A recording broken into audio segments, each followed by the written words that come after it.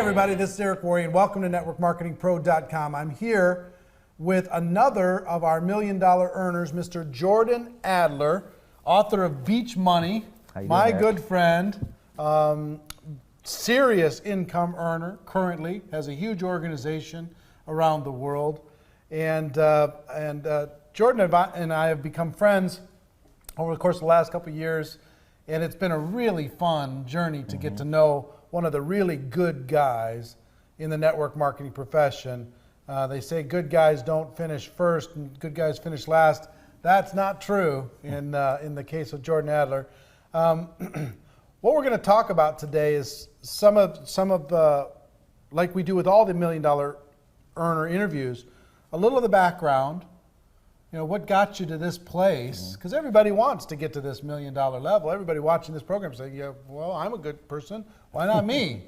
How long have you been, since the first moment you got involved in network marketing to today, how long of time has that been? Well, 1981, I was at a garage sale in Arizona. I had just moved to Arizona with a suitcase, a guitar, and a couple $100, $250. And I was at a garage sale, and so what were you, 18, 19 years old? No, I was in my 20s. 20s? Yeah, okay. I was in my early 20s. I had a degree in landscape architecture and moved to Arizona and picked up this book for a quarter. And it was the 10 napkin presentations by Faila. Yeah. Today it's called the 45-second presentation. Yep. And picked that book up and read it, and I had no history in network marketing. I didn't even know what it was, had never heard of it before. Read the book, and for whatever reason, something on the cover of the book, I don't even remember, got my interest, and I read it, and every page was intriguing, and at that moment I was like hooked on this profession. And I started answering ads in the classified ads in the Arizona Republic, and found a company that was so you were searching. People didn't search for you. You were searching. No, for I was company. searching. I didn't get recruited. I was looking for a company. I was a classified ad addict. I would read every day. I'd read the classified ads looking for an opportunity, and called a lot of them. And I didn't have any basis for sorting through them other than did it sound interesting or not. And it was a little old lady, probably 80 years old. I don't even remember her name, but she's the one that introduced me to network marketing for the first time in terms of a company. And it was a capsule that had algae in it, and run by this really old, tall guy with a big gray beard, and he was the founder of the company. And I went to a church meeting. There were probably 50. A church meeting. Well, it was at a church. Okay. It was at a church, and I go there, and there's probably 80 people there, and there was a guy, a real fit guy, up in front of the room, and he was talking about the product and about the opportunity, and I said, this is cool. So I actually, it's funny because I didn't know anything about how to build a network marketing business, and I had no money. I mean, at that time I was probably making 12 grand a year between all my little part-time jobs. I didn't even have a job in my profession yet.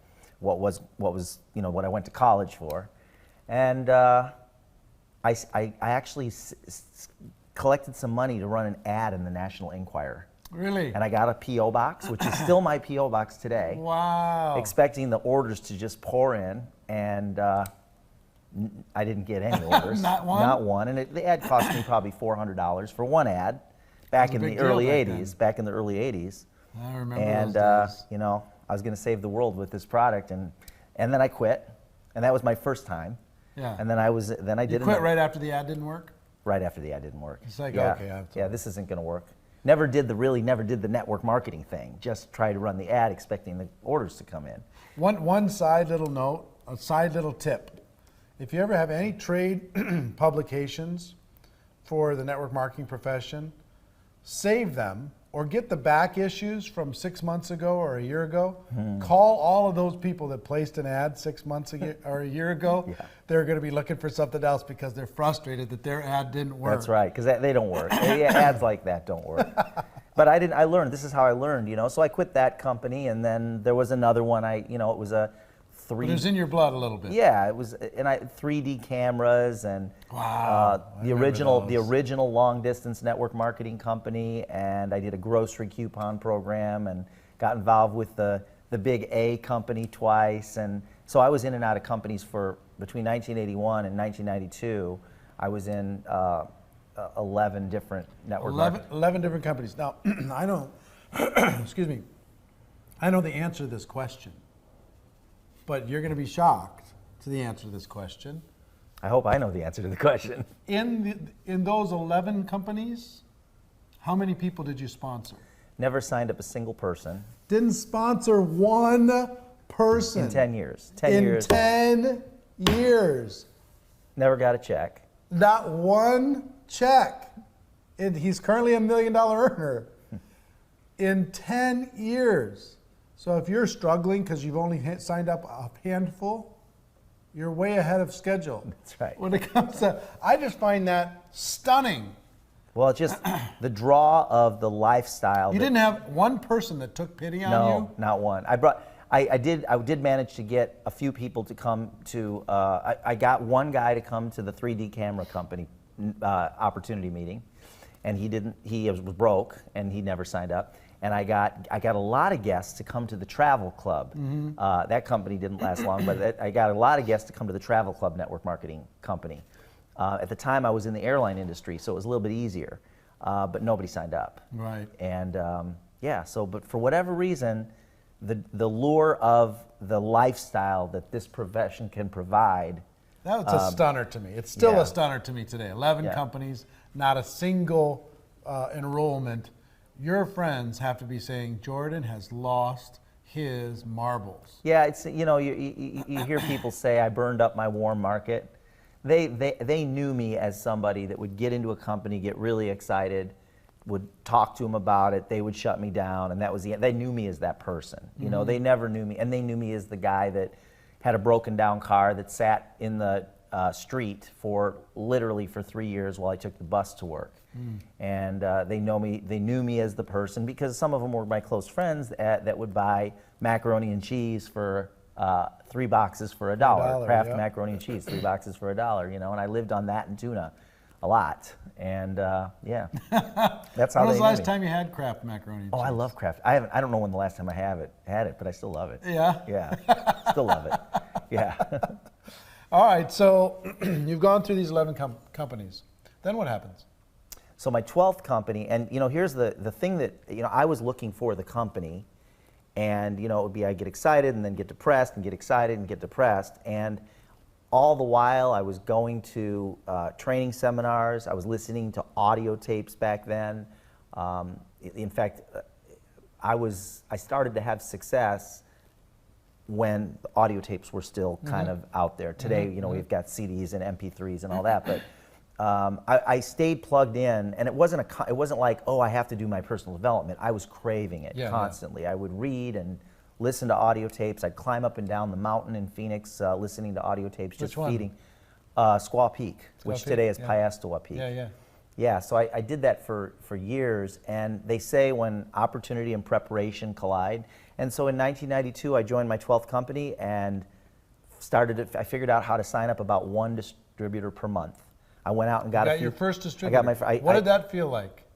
Do you know? I don't remember who the first distributor was in that company, but I do know that I got a rhythm going where I was signing up about 1 distributor a month, and it averaged. My first year, I think I signed up 19 distributors in 24 months, and second year I signed up a few more, and over the course of 13 years, I signed up 129 people, which, if you figure it out, comes out to less than 1 a month.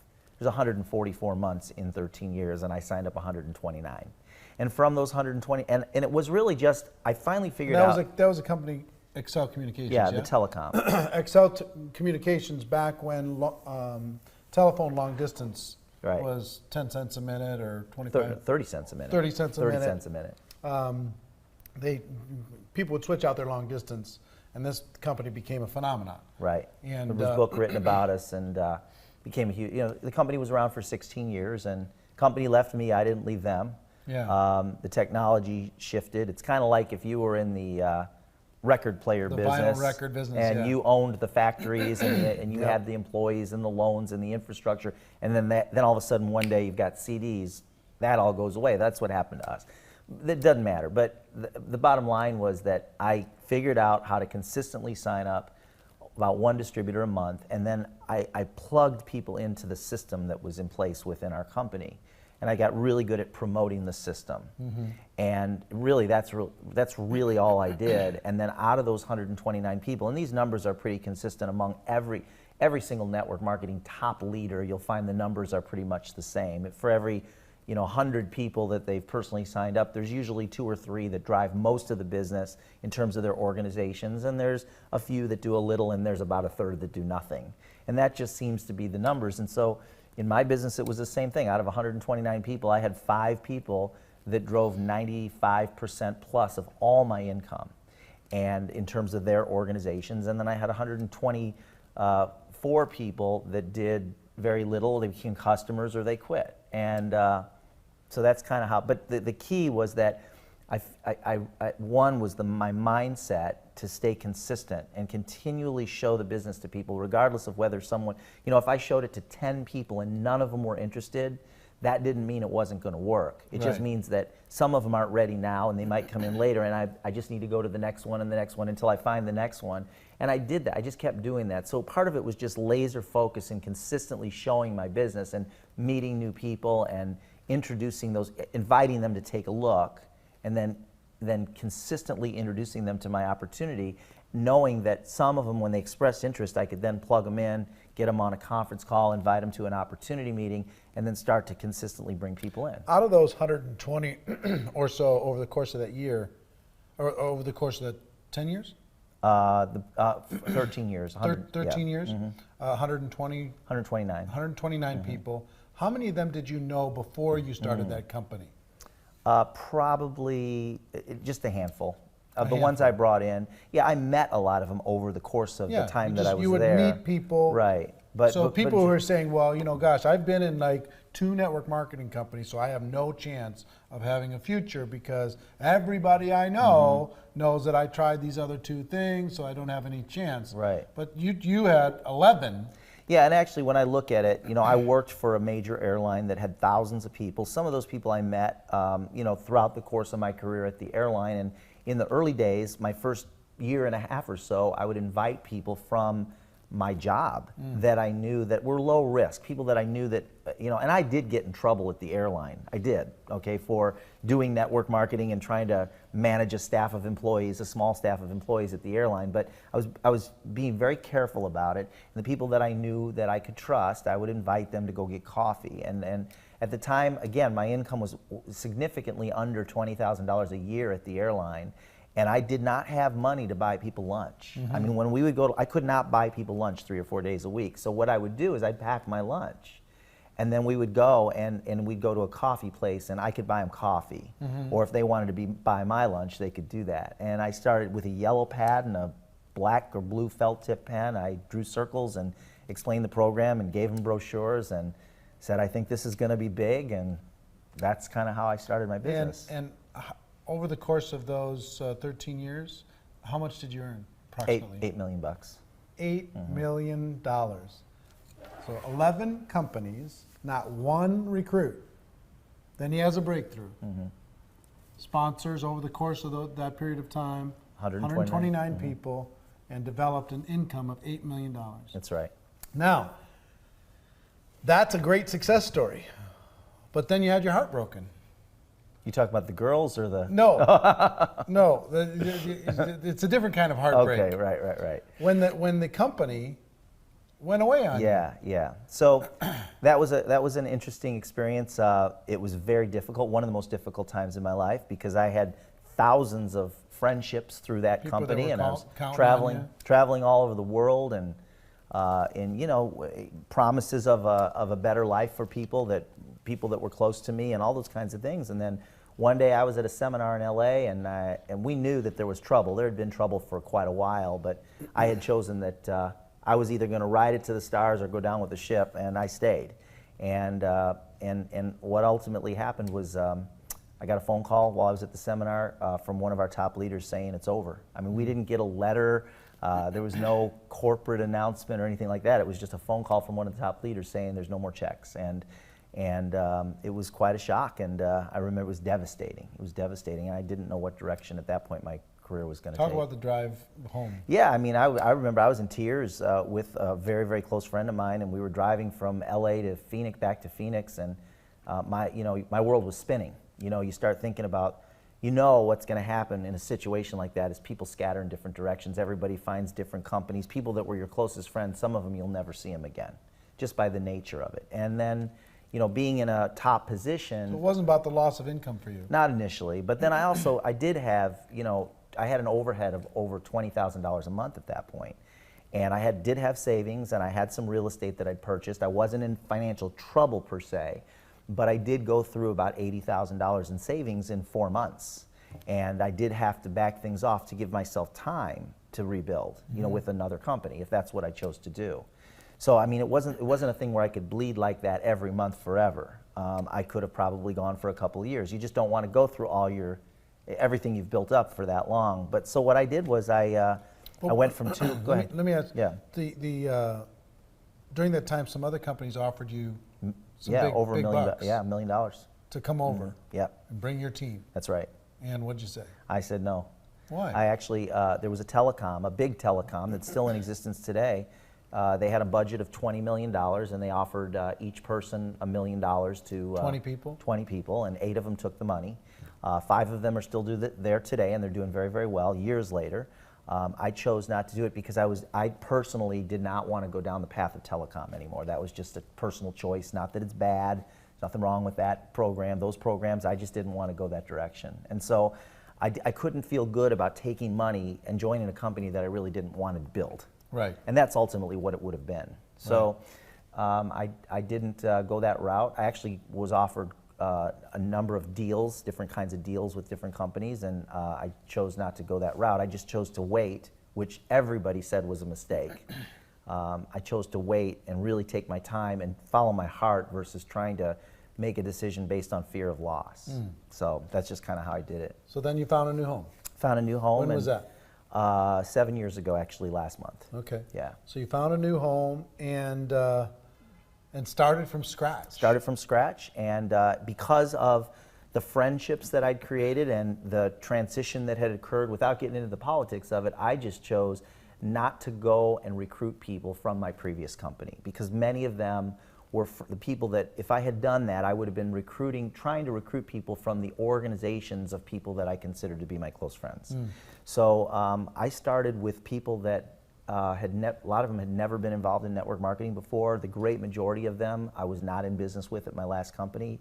Over time, some of them have come over with me, but in the beginning, I started sponsoring about one person a week, and most of them had never done network marketing before. Some of them had looked at my last company but didn't get involved. Right. So over the course of these last 7 years, you've been able to replace and exceed. Yeah, absolutely. In fact, in about half the time, I've earned now with my current company the same amount of money that I made in my last company, only in half the time. Wow. Yeah. Wow. What do you think, you know, and I know today, Jordan he doesn't like to, you know, brag about himself. He's a humble man. And I think that's really cool about you. But you also live an unbelievable life. I do. You wrote this book, Beach Money, and if you haven't read the book, Beach Money, get the book, Beach Money. It's one of the best network marketing lifestyle books, and also kind of philosophy books about our profession that's out there today.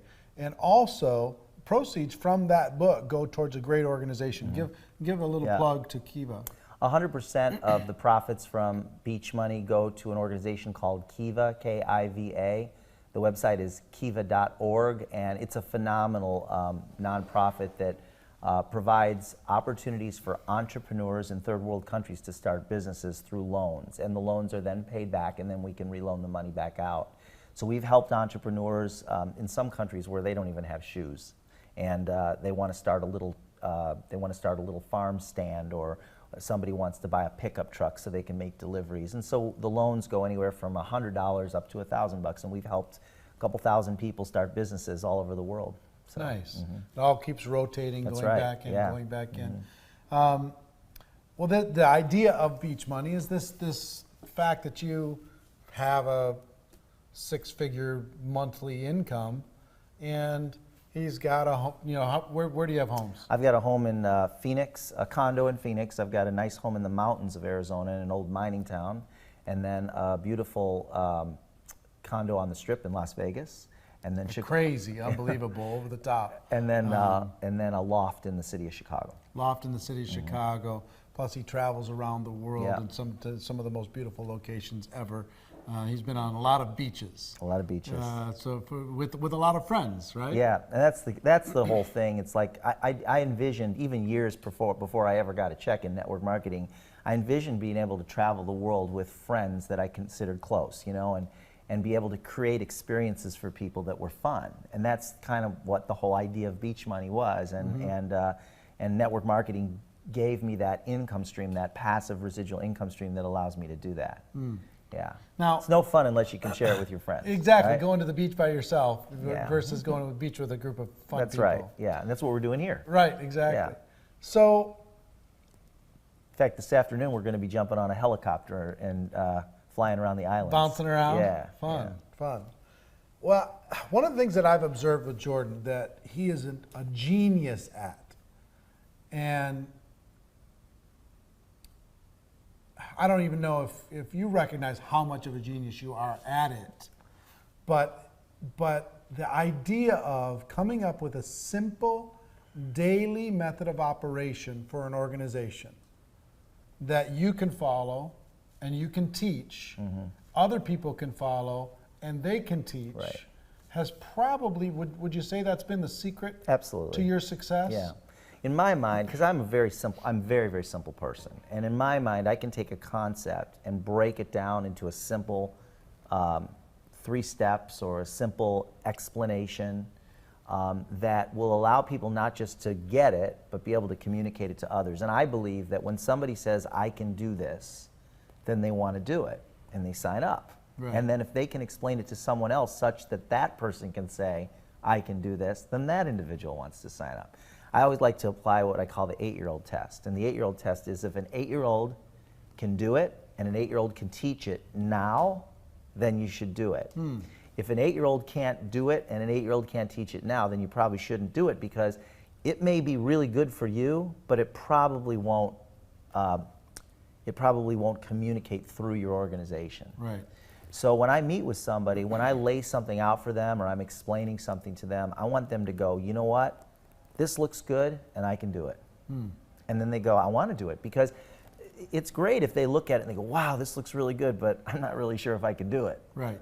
If the person that's communicating isn't communicating in such a way that they go, wow, you're really smart, well, that's probably not going to duplicate too well. Right. And there are systems out there that are really, really good. If you're good in sales, so you're excellent at sales and you can close anyone, well, that's great. You'll sign up a lot of people.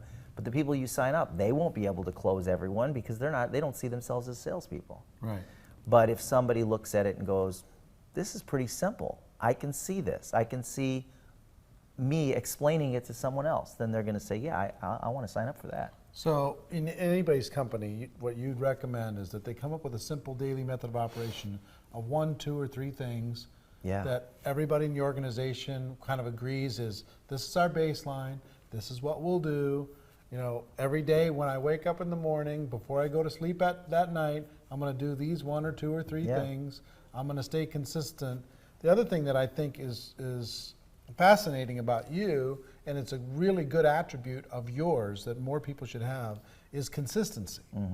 Consistency. Some people will, they'll get off to a good start and then they won't stay consistent. You've consistently recruited 1 to 4 people a month. Yeah, signed up about 235 people in the past 7 years. I don't know what that comes out to, but it's probably about 3 a month. Yeah. Yeah. So, and that's just consistent. This month will be the same thing. Just every day, fill your pipeline with someone new, a couple new people, meet somebody, however you meet people, whether it's you like going to sporting events or you go to your parent-teacher association meetings, or you like doing the networking clubs, or maybe you're on Facebook a lot. However you do it, just have a plan to meet new people all the time. Right. And then get to know those people, and those become, those people become part of your sphere of influence and your contacts, and you kind of constantly advance those relationships. Out of those 200 and how many? 235. Out of 235 people, how many of those did you know prior to getting involved 7 years ago? Probably about 20. 20. About 10%. So 215 you just met. Yeah, well, over time. And actually, I've figured out, I've shown my business now to about 2,000 people. Right. And from those 2,000, I've got my 235 distributors. So that means that there's, I don't know, 1,800 people that didn't sign up. Or said they were going to. Or said they were going to, and they still say they're going to. Yeah, some exactly. Of them. And some of them went away. Some of them I lost their contact information. They changed it. They moved. Right. Yeah. Interesting. But most people tend to focus on the 1,800 that didn't do it. Yeah. Instead of focusing on the 200 that did. Or it might be a case of you focus on the 15 you showed it to that didn't do it instead of the one that you signed up. Right. And then even after you start signing people up, we were having this conversation last night with a group of people down by the fire by the beach. You know, when you've got a group, let's say you've signed up 15 people in your company. Well, it's really easy to get caught up. Well, I do it too. We all do. Get caught up in the people that aren't doing anything versus the people that are. It's like working. You want to work with the people that don't need your help versus trying to help the people that need your help, because the people that need your help typically aren't going to do anything. Let them ask. Yeah, right. Yeah. There's this big debate inside of network marketing. Do you lead with the product or do you lead with the opportunity? One of my favorite interviews, the $1 Million interviews, was with Jeff Roberti about a year ago. And he talks about, and he's made $60 million in the profession. He talks about you've got to create raving fans, otherwise nothing else makes sense. Other people say, you know, look, people, you know, the product will be the product, they'll fall in love with that over time, but you got to lead with the opportunity because people need money. Where do you fall? You know, in my last company, 13 years, 100% leading with the opportunity. Our product wasn't that enticing, really, but I don't even know that that matters all that much. In my current company, for me, 100% leading with the product. So I don't think there's one that's right or wrong, and I'm not just being a politician here. I don't think there's one that's right or wrong. It has to do with the company and the product? I think it's related to that, but I think you can have success either way, as long as you believe in whatever method you're introducing, you know. I understand the rationale for leading with the opportunity. The rationale is that if you're looking for business builders, then you probably should lead with the opportunity. Some people say that, and then some people say, well, if you lead with the product, it's easier to get users, and if they love the product, they're going to want to refer it. So I can see both. I just, for whatever reason, after 13 years of leading with the opportunity and doing the business that way, when I joined my new company, the natural thing for me to do was to share the product. Because initially I wasn't going to build the business. And it was so effective and so simple, and some of those people used the product and really loved it so much that they wanted to tell other people about it, and oh, by the way, you can make some money, that's kind of the direction that we went. And without ever, honestly, the honest truth, without ever showing the compensation plan, I had 40,000 people in my organization. I never once did a compensation plan training. We didn't have a compensation plan video. I never led with the opportunity and talked about the compensation plan. 100% leading with the product. People got excited about it. They would then share it with us. They would sign up as a distributor. We had to talk about how much it cost to be a distributor. And oh, by the way, you can make a little money, refer some people and things like that. And the business grew. That's just how I did it. And there was nobody to teach me. I mean, Damar, a good friend of mine, he sponsored me into the business, and he taught me his way of doing it. And I just figured out what worked best for me, and that's kind of the direction I headed, and it worked. And now, we also have people in our company that they are, like, there's no other way to do it for them than to lead with the opportunity. And we're close friends, but we just don't see that the same. Right, fascinating. So, one of my favorite kind of concepts is this idea of defining moments, these moments that change your life forever. Yep. I've had a couple dozen over the course of my 24 years in this profession that, you know, are sometimes they come out of tragedy, sometimes they're just emotional times, sometimes they're where you had to make a decision and how you had to respond to something. But as I'm talking about defining moments, one probably popped into your head, right? I can think of a bunch. Yeah. Things that changed everything. Well, I mean, if I'll you could think tell of you a couple. one or I'll two. tell you, yeah, Yeah. a couple of them, right? Because I think those so are one of helpful. them was I'd never signed up a rep in network marketing. I was in my 12th company, which was the first one that I'd had success, the telecom. And I was always, when I'd go to a meeting, I read this in a book somewhere, always sit up front. And so I started sitting up front, and they would see me come back. And the top earners that were up on stage speaking, they'd see me in the front row, and usually I'd have a couple of guests with me. This was in my 12th company, the one that I did start having some success. And after about 5 or 6 meetings, I started introducing my guests to the speakers. Even though I didn't know the speakers, they got to know me. And one of them invited me to a dinner after one of the meetings. And sitting around the table were the top 5 distributorships in that company. And I was the only person at the table that had never signed up a distributor, and these guys were all 6-figure annual earners at the time. One went on to make $1 million a month, but at the time he was probably making $10,000 a month. And I'm sitting around the table listening to them talk and just really taking it in. I really didn't say much that night. It was in San Francisco, actually. And I didn't pay for my ticket to get to San Francisco. Jay and Meg Smith paid for my ticket to get there.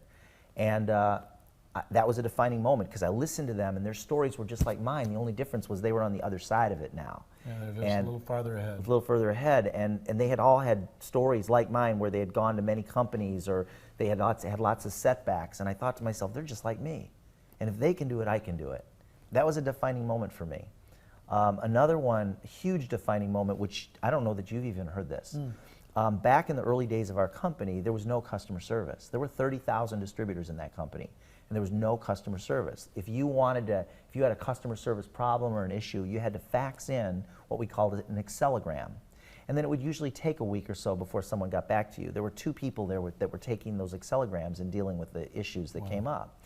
And when I left my job, I was making $1,500 a month in my network marketing business. I'd been with the company for 1.5 years, and I left my job at the airline to go do network marketing full-time with the company, which was a mistake. It worked out, but it was a mistake at the time. The week that I left, the company completely lost my entire downline. Wow. Now, the people in my organization, they were still getting their small checks, but my organization did not exist in the company computer. And so I started faxing in the Excelograms because you couldn't call. There was nobody to call. And I had just left my job, had no income. I had bills to pay. I had to pay my rent, had to pay my car payment, no income. And this went on for months, faxing in, trying to get a hold of somebody, nobody to get a hold of. For every 1,000 people that would have happened to, 999 of them would have quit. I believed in the dream of the founder of the company. I understood the concept. I said, if this company's still around, and if anybody's making money, we'll get through this. I'm going to get through this, but I'm going to make money in this company. I stuck with it, and that was the company I made $8 million. But I could have quit just like I did all the others. I just and you learned. would have been justified. It would have been totally. Everyone would have said, you made the right decision. No one would have blamed you. Right. And I could tell you 5 different times, at least 5 different times in that company, that I could have quit, and I would have never made the money if I had quit. And that's what most people do, and that's why most people never make it, because every company has major problems along the way, every one of them. And at some point, you just make a personal decision, but I just chose to stick it. It was my personal choice. I chose to stick it out, and the result turned out good, you know? Well, look these people in the information you've given so far is priceless, awesome, amazing. Look into that camera. There's going to be 100,000 people that end up watching this and want what you have. Want it so bad they just can taste it. And they know they've got unfinished business inside of this profession, and they know that this can happen for them. What words of advice would you give them? It's so important to get really clear on why you're doing the business. And as cliche as it sounds, if you look at what options are out there, I don't know of any other option where if you have very little time or very little money, you can start a business for under $1,000 and have the potential to earn tens of thousands or even hundreds of thousands of dollars a month. I just don't know of any. I have a college degree. Many of you have college degrees. Some of you might not. That's okay. That's great. Whatever. But I will tell you this. I spent, back in the 80s, in the 70s actually, I spent $60,000 on a college degree, and I had the loans and all that kind of thing, all that stuff that most people do. If you look at what you get after investing 4 years of your life and $50,000 to $100,000 in a degree, what are you guaranteed of? You're guaranteed of a piece of paper called a diploma, and then there's no one out there that's going to guarantee you a job. And then what's the